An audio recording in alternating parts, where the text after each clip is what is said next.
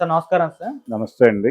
Sir 'Pawan Kalyan' గారి 'Harihara Veeramallu' cinema ticket రేట్లకు అంటే పెంపునకైతే గవర్నమెంట్ పర్మిషన్ ఇచ్చేసింది. సో, టికెట్ రేట్స్ కూడా ఏపీలో అయితే పెరిగిపోయాయి. తొందరలో తెలంగాణలో కూడా ప్రభుత్వం సానుకూలంగానే స్పందిస్తుందని తెలిసిపోతుంది. మరి ఎలా ఉన్నాయి ఈ టికెట్ రేట్స్? మరి మీ ఒపీనియన్ ఏంటి సార్ టికెట్ రేట్స్ పెంపు పైన? అంటే టిక్కెట్ల రేట్లు పెంపు ఒకటే కాదండి, వీళ్ళు ప్రీమియర్స్ వేయాలి అనేటువంటి ఆలోచనతో కూడా ఉన్నారు. ఈ ప్రీమియర్స్ 23 రాత్రి 9 నుంచి మొదలు పెట్టాలి అనేది ప్రోగ్రామ్. అంటే యాక్చువల్గా సినిమా రిలీజ్ 24 అనేది అఫీషియల్గా చెప్పినప్పటికీ 23 రాత్రికే దాని సినిమా పరిస్థితి ఏంటనేది తెలిసిపోతుంది. ఓకే. 23 9 గంటల షోకి ప్రపంచం అంతా ఆ సినిమా వైపు చూస్తుంది అనివార్యంగా. ఎందుకంటే అది సినిమా ట్రైలర్ బజ్ క్రియేట్ చేసిందా, ఇంకొకటి క్రియేట్ చేసిందా అనేది పక్కన పెడితే పవన్ కళ్యాణ్ సినిమాకి జనం వెళ్ళటం అనేది ఒక ఆచారం. ఆయన కొత్తగా ఆయనది ఇప్పుడు ఈ సినిమా ద్వారా ఏదో చేయాలనే ప్రోగ్రాం కాదు, ఆయనకు ఒక కల్ట్ ఫ్యాన్స్ ఉంది. ఆ కల్ట్ ఫ్యాన్స్ థియేటర్ వైపు కదులుతారు. దాంతోపాటు సాధారణ ప్రేక్షకులు కూడా ఈ సినిమాలో ఏముందో చూడాలనేటువంటి, అంటే ఈ సినిమా మీద నెగిటివ్ పాజిటివ్ రెండు అభిప్రాయాలు సోషల్ మీడియాలో స్ట్రగుల్ అవుతున్నాయి. యుద్ధం జరుగుతోంది. ఈ యుద్ధంలో రెండు శిబిరాల వాళ్ళు సినిమా చూస్తారు. ఈ సినిమాని విమర్శించడానికి సినిమా చూస్తారు. సీరియస్ క్రిటిసిజమే ఉంది సినిమా మీద. సీరియస్ క్రిటిసిజం ఉంది కాబట్టి సీరియస్ క్రిటిక్స్ అందరూ పెడతారు. అలాగే దీనికి వాళ్ళని వ్యతిరేకించే సెక్షన్స్ కూడా కదులుతాయి. సో ఈ హడావిడి కొంత సినిమాకు ఉపయోగపడవచ్చు. కానీ ప్రస్తుతం ఈ సినిమాకి సంబంధించి రిలీజు ఈ రేట్లు పెంచుకోవటం మొదటి 10 రోజులకి అడిగారు, వీళ్ళు 10 రోజులకి వాళ్ళు యాక్సెప్ట్ చేశారు. ఇక్కడ కూడా అయిపోతుంది, పెద్ద ఇష్యూ ఏం కాదు. అలాగే రేపు ప్రీ రిలీజ్ ఈవెంట్ అంటున్నారు 21. దానికి ఎలాగూ సినిమాటోగ్రఫీ మంత్రులందరినీ పిలుస్తున్నారు, అన్ని రాష్ట్రాలకు చెందిన వాళ్ళని అని చెప్తున్నారు. ఎవరు వస్తారు ఎవరు రారు అనేది వేరే గొడవ. ప్రమోషన్ అయితే ప్రాపర్గా జరగడం లేదు సినిమాకి అనేది అభిమానుల గొడవ. సినిమాకి ఇప్పటిదాకా అంటే ఇంకొక 3 రోజుల్లో సినిమా రిలీజ్ అవుతుంది. 3 రోజులే, 3 రోజుల్లో సినిమా రిలీజ్ పెట్టుకుని ఎందుకు ఎవరూ మాట్లాడటం లేదు అనేది ఒక ఇష్యూ. ఎక్కడా కూడా ఇంటర్వ్యూలు లేవు. ఒక యూనిట్తో ఏం రత్నం గారు ఒక ఇంటర్వ్యూ చేశాడు అన్ని ఛానల్స్కి ఇవ్వటం కోసం, కానీ అది చాలదు. పవన్ కళ్యాణ్ దగ్గర నుంచి ఒక మాట రాలేదు. ఏదో సందీప్ రెడ్డి ఒక వీడియో ఏదో రిలీజ్ చేశాడు, అది కొంత బజ్ క్రియేట్ చేస్తుంది. మిగిలిన వైపుల నుంచి ఇప్పుడు నిధి అగర్వాల్తో ఒక ఇంటర్వ్యూ ఇప్పించారు ఓ ఛానల్కు, జర్నలిస్ట్ ప్రేమ అనే ఛానల్కి వచ్చింది. అంతవరకే. ఒక జనరల్ ప్రోగ్రామ్గా ఏది జరగటం లేదు. సరే, ఆయనకు సంబంధించినటువంటి ఆర్థిక కష్టాలు ఉంటే ఉండొచ్చు రత్నం గారికి. అంటే ఈ సినిమా మీద టోటల్గా ఆయన ఎంత ఇన్వెస్ట్ చేయాలో అంత చేస్తాడు, అయిపోయింది. ఇప్పుడు ఈ సినిమా నుంచి ఏదైనా ప్రయోజనం వస్తే అదే ఆయనకి, దాని మీద ఆధారపడి ఉన్నాడు ఆయన తప్ప ఇంకెవరూ ఆ సినిమా వైపు పాజిటివ్గా ఉన్నట్టుగా కనబట్టలేదు యూనిట్ వైపు నుంచి. అలాగే వాళ్ళ అబ్బాయి కూడా ఎక్కడ కనబట్టలేదు ప్రమోషన్స్లో. ఆయన ఏదో మొన్న ఎన్టీఆర్ ఎంజీఆర్ అని ఒక స్టేట్మెంట్ ఏదో ఇచ్చాడు, అంతే. కాబట్టి ఒక సీరియస్ ప్రమోషనల్ యాక్టివిటీ జరగటం లేదు అనేటువంటి ఒక పెయిన్ ఉంది అభిమానుల్లో. మేబీ ఆ పెయిన్ 21వ తారీఖున కొంతవరకు తీరచ్చు. ఆ తర్వాత ఇంకొక ఈవెంట్ ఏమన్నా చేయగలరో లేదో తెలియదు, ఉండకపోవచ్చు అనేది నా ఉద్దేశం.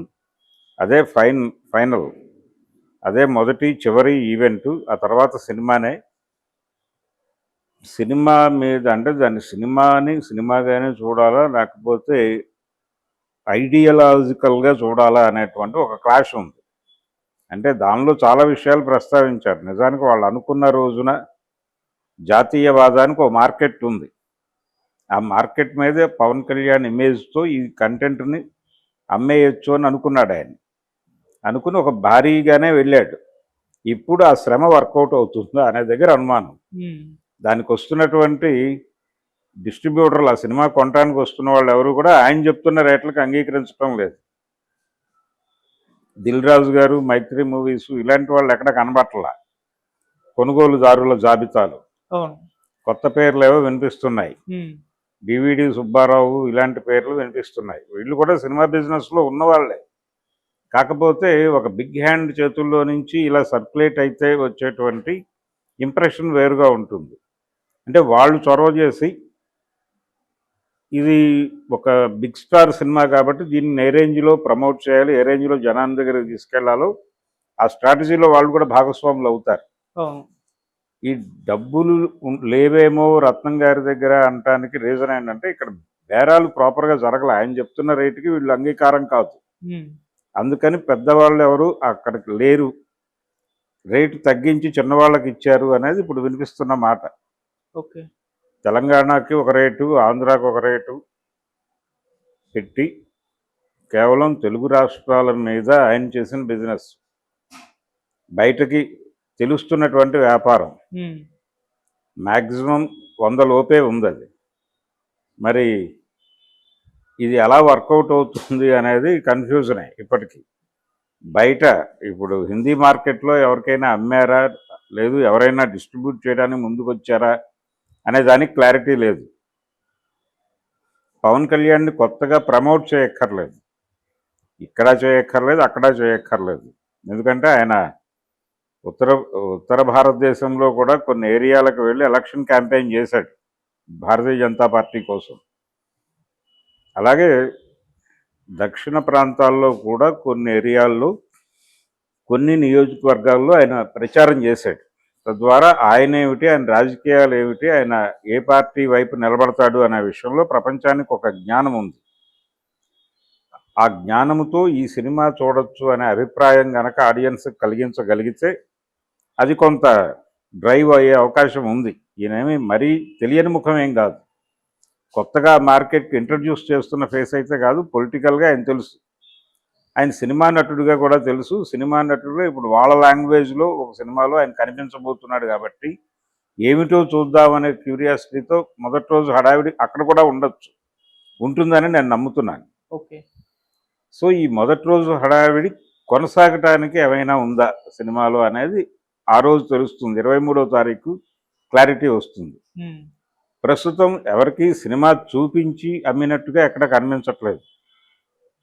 సినిమాని హోల్డ్ చేసి ఇమేజ్ మీద బిజినెస్ చేసే ప్రయత్నం చేశాడు. ఆ ఇమేజ్ మీద జరిగిన బిజినెస్ ఇలా కనిపిస్తోంది. ఇదేమి పెద్ద వ్యాపారం ఏం కాదు, చాలా చిన్న ధరలకే వెళ్ళిపోయింది. అది ఇంకా ఓటీటీలకి వాటికి ఎంతకి కమిట్ అయ్యారు, అగ్రిమెంట్లు ఎంతకి చేసుకున్నారు అనేది క్లారిటీ లేదు. శాటిలైట్ రైట్స్ ఎలా ఇస్తున్నారు అనేది క్లారిటీ లేదు. చూడాలి. ఫైనల్గా 23వ తారీఖు సినిమా రిలీజ్ అయిన తర్వాత థియేటర్ నుంచి ఏ రకమైన ఒపీనియన్ జనరేట్ అవుతుంది అనే దాన్ని బట్టి దీని భవిష్యత్తు ఆధారపడి ఉంటుంది.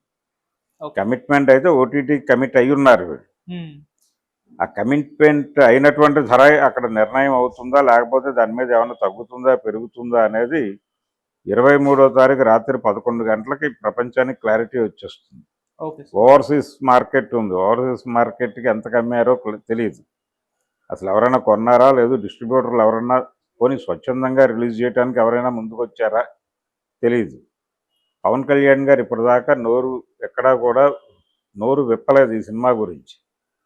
ఏదో ఒక డైలాగ్, ఒక వీడియో అయినా చేయాలి, ఆయన టైం లేదు. అందరూ ఈ సినిమాకి అండగా ఉండండి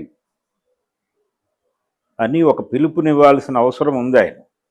మరి ఆ పిలుపునిస్తారా ఇవ్వడా, లేకపోతే ఆ రోజు వేదిక మీద నుంచి మాట్లాడటమేనా అనేది చూడాలి. ఆయన ఏదైనా ప్రమోషనల్ ఇంటర్వ్యూ ఏదైనా ఒకటి, ఒక ఇంటర్వ్యూ, ఒక వీడియో ఒకటి రిలీజ్ చేయాలి వ్యక్తిగతంగా. అది రత్నం గారికి కొంత మోరల్ సపోర్ట్గా నిలబడుతుంది. ఆ మోరల్ సపోర్ట్గా ఉండేటువంటి వీడియో ఆయన రిలీజ్ చేస్తాడని అభిమానులు ఎదురు చూస్తున్నారు. ఏదేమైనా ప్రమోషనల్గా సినిమా వీక్గా ఉంది. ట్రైలర్ నుంచి ఒక బజ్ అయితే క్రియేట్ అయింది. ఆ క్రియేట్ అయిన బజ్ని జనాలకి, ఆడియన్స్ని, అంటే జనాలను తీసుకెళ్ళి థియేటర్లో కూర్చోబెట్టగలిగే పరిస్థితి, ఆ కనెక్టివిటీ అనేది సాధించే పరిస్థితుల్లో ఉన్నారా లేదా అనే దానిలో గందరగోళం ఉంది. మరి ఏ మేరకు 23వ తారీఖు ప్రతి ఒక్కరికి టెన్షన్గానే ఉంది. అసలు డిస్ట్రిబ్యూటర్లకి టెన్షన్గానే ఉంది. ప్రొడ్యూసర్ గారు ఎలాగూ టెన్షన్లోనే 5 ఏళ్ల నుంచి ఉన్నాడు కాబట్టి ఆయన కొత్త ఏం కాదు, అలవాటు పడిపోయాడు. పవన్ కళ్యాణ్ గారు అసలు పట్టించుకోవడం లేదు.